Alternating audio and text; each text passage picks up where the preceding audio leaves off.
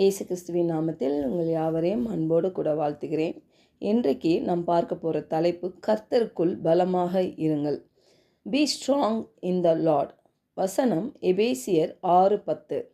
கடைசியாக என் சகோதரரே, கர்த்தரிலும் அவருடைய சத்துவத்தின் வல்லமையிலும் பலப்படுங்கள். ஹல்லேலூயா. இன்றைக்கு எப்படி நம்ம கர்த்தருக்குள்ளாக பலமாக இருப்பது பற்றி பார்க்க போகிறோம். இந்த பலன், இந்த ஸ்ட்ராங், இந்த வலிமை என்பது கிரீக்கில் பார்க்குறப்போ ஹெட் ஸ்ட்ராங் அப்படின்றாங்க. அதாவது நம்ம மனதை நல்லா பலனுள்ளதாய் மாற்றுறது குறித்து இங்கே பார்க்குறோம். நம்ம மனது குழப்பம் ஆயிடுச்சுன்னா வாழ்க்கை குழம்பிடும் பாருங்க. அப்போது இந்த பலன் என்பது நம்ம மூளையில் அல்ல, மனதில் இருக்கிறது என்று பார்க்கிறோம். ஹல்லேலூயா. அப்போது கர்த்தருக்குள் பலனாக இருப்பது என்பது நம் மன உறுதி இருந்தால் மட்டுமே சாத்தியமாகும். அப்போது நம்ம மனது தளர்ந்து போச்சுன்னா நம்ம வாழ்க்கையும் தளர்ந்து விடும். வாழ்க்கையில் நீங்கள் கையாள வேண்டியவற்றில் மனதை விட அதிக ஆவிக்குரிய முக்கியத்துவம் வாய்ந்த விஷயம் வேறு எதுவுமே இல்லை. நாம் கர்த்தருக்குள் பலமாக இருக்கிறதுக்கு முக்கியமாக பாருங்கள், நம்ம மனம் எங்கே இருக்குது என்பது முதல்ல நம்ம பார்க்கணும்.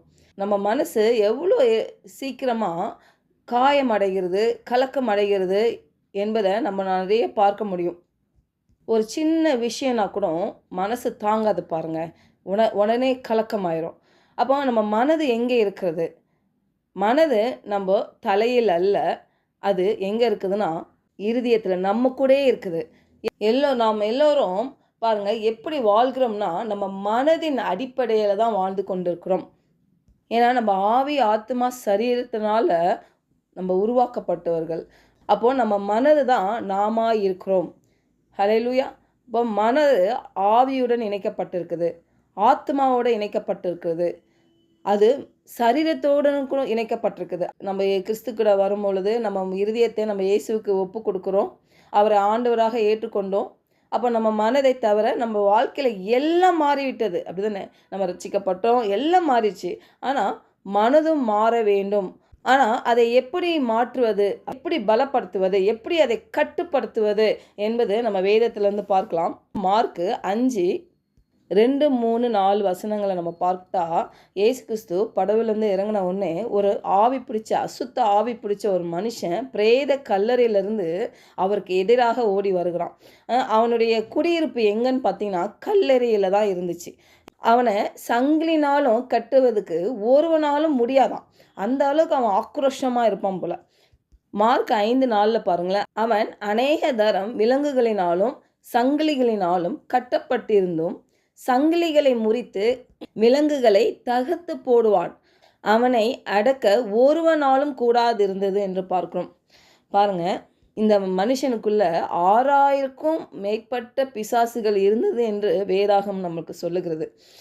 இது பார்த்தீங்கன்னா அப்போ ஒரு மனுஷனுக்குள்ள ஒரு படையே, ஒரு இராணுவம் போல பிசாசுகள் அந்த மனுஷனுக்குள்ள கூடி இருந்திருக்குது. பாருங்க, ஒரு பிசாசு 2 பிசாசு இல்லை, முழு பிசாசின் குடும்பமே அந்த மனிதனுக்குள்ள கூடியிருந்திருக்குது. அவன் பாருங்க அந்த சங்கிலிகளை முறித்து விலங்குகளை தகர்த்து போடுவானா. அப்போ கொஞ்சம் யோசித்து பாருங்க, அவன் சங்கிலிகளை உடைக்கிறான், அந்த வல்லமை அவனுக்கு எங்கேருந்து வருகிறது? இல்லை, அந்த பிசாசு பிடிச்ச மனுஷன் சங்கிலிகள்லாம் அவனே தகர்த்து போடுகிறான். பாருங்க, அவன் கல்லறையில் வாழ்கிறான், தன்னைத்தானே வெட்டி கொள்ளுகிறான், அவனது மனம் பைத்தியமாகி விட்டது. யார் இதெல்லாம் அவனுக்கு செய்திருப்பா? அந்த சங்கிலிகளை உடைப்பதற்கான அந்த பலன், அந்த சத்துவம் அவனுக்கு எங்கேருந்து வந்திருக்கும்? பாருங்க, எல்லாம் அந்த மனதிலிருந்து தான். அவனுக்கு அந்த ஆற்றல் எங்கேருந்து வந்துச்சுன்னா அவனை பிடித்திருந்த பிசாசுகள் மூலியமாக வந்தது. இன்றைக்கு உங்களுக்குள்ளும் எனக்குள்ளும் பரிசுத்த ஆவியானவர் வாசம் செய்கிறார். அப்போ நம்ம மனதை எந்த அளவுக்கு அதிகமாக பாருங்க பலனாக சத்துவத்தினால் நிரம்பி இருக்க வேண்டும். ஹல்லேலூயா. ஒரு மனுஷன், அசுத்த ஆவி பிடித்த மனுஷன், அவனுக்குள்ளாக அந்த ஆற்றல், அந்த பலன், அந்த வலுவான மனம் இருக்கும் பொழுது எப்படி அந்த சங்கிலிகள், அந்த இரும்பு சங்கிலிகள் கட்டி வைத்திருப்பாங்க, அதை எப்படி அவனால் தகர்க்க முடிந்தது? இல்லை, அந்த பலன் எங்கேருந்து அவனுக்கு வந்தது? அந்த மனதில் இருந்த அந்த பலன், அந்த சத்துவம், அந்த பிசாசுக்கிட்ட இருந்து கிடைத்த அந்த பவர் தான் பாருங்க.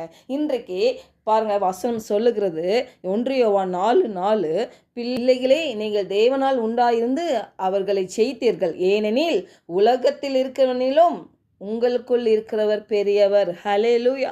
நமக்குள்ள யார் இருக்கான்னு தெரியாமலே நம்ம வாழ்ந்துட்டு இருக்குதான் நம்மளுடைய பெரிய பிரச்சனையே. அதுதான் பாருங்க, நம்ம மனதை பலப்படுத்தாம, அதை சத்துவப்படுத்தாம, நம்ம யாருன்னே தெரியாமலே இருக்கிறோம் பாருங்க. இன்றைக்கு நீங்களும் நானும் யாரு? தேவனுடைய பிள்ளைகள். தேவனுடைய ஆவி நமக்குள்ள குடியிருக்கிற ஒரு ஆலயம். நம்ம சரீரத்தில் அவர் குடியிருக்கிறார் என்ற உணர்வோட நம்ம மனதை என்னப்படுத்தணும் பாருங்க, பலப்படுத்தணும். கர்த்தருடைய வார்த்தையை என்ன சொல்லுகிறது? ஹல்லேலூயா.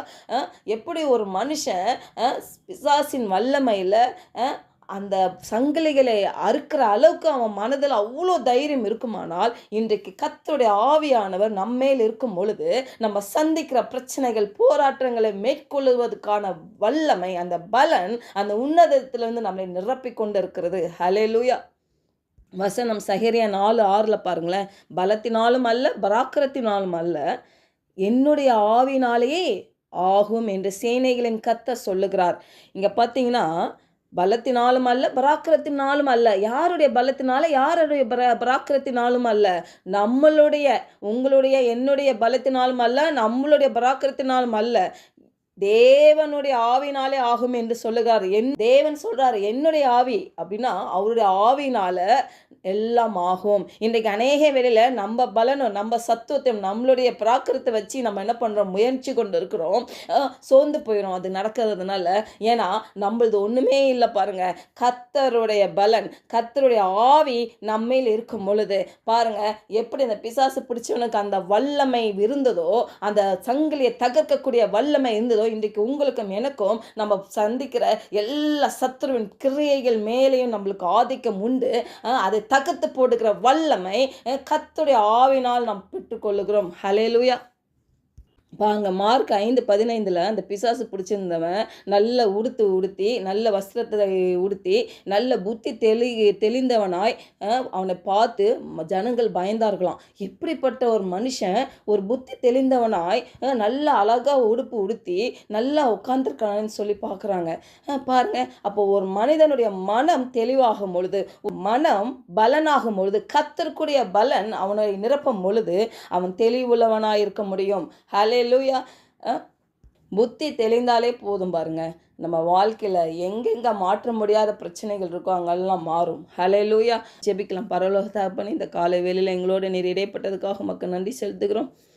அப்பா, நாங்கள் கர்த்தருக்குள் பலமாக இருக்கிறதுக்கு ஆண்டவரே எங்கள் மனது உறுதியாக இருக்க வேண்டும் என்று நாங்கள் செபிக்கிறோம். ஆண்டவரே எங்கள் மனதை இன்னும் பலப்படுத்துங்க, ஸ்திரப்படுத்துங்க ஆண்டவரே. இன்னும் ஆண்டவரே அந்த சத்துவத்தினால் நிரப்பி, ஆண்டவரே உடைய ஆவினால் நிரப்பி எங்களை ஆண்டவரே அப்பா அசாத்தியமான காரியங்களை செய்யத்தக்க அந்த பலன் எங்களை உன்னதத்திலிருந்து எங்களை நிரப்பட்டும். ஆண்டவரே தேவனுடைய ஆவியானவர் எங்களுக்குள்ளாக இருக்கிறார். ஆண்டவரே இந்த உலகத்தில் இருக்கிறவனை காட்டிலும் எங்களுக்குள்ள இருக்கிற பெரியவர் என்ற உணர்வோடு நாங்கள் வாழ ஆண்டவரே எங்கள் மனதை இன்னும் பலப்படுத்த ஆண்டவரே அப்பா ஸ்திரப்படுத்த எங்களை விட்டு கொடுக்கிறோம். ஆண்டவரே எங்களை வழி நடத்துங்க அப்பா. ஆண்டவரே இந்த சத்தியத்தை அறியும் பொழுது ஆண்டவரே இந்த சத்தியம் எங்களை விடுதலை ஆக்கட்டும் என்று இயேசுவின் நாமத்தினால ஜெபிக்கிறோம் நல்ல பிதாவே. ஆமென்.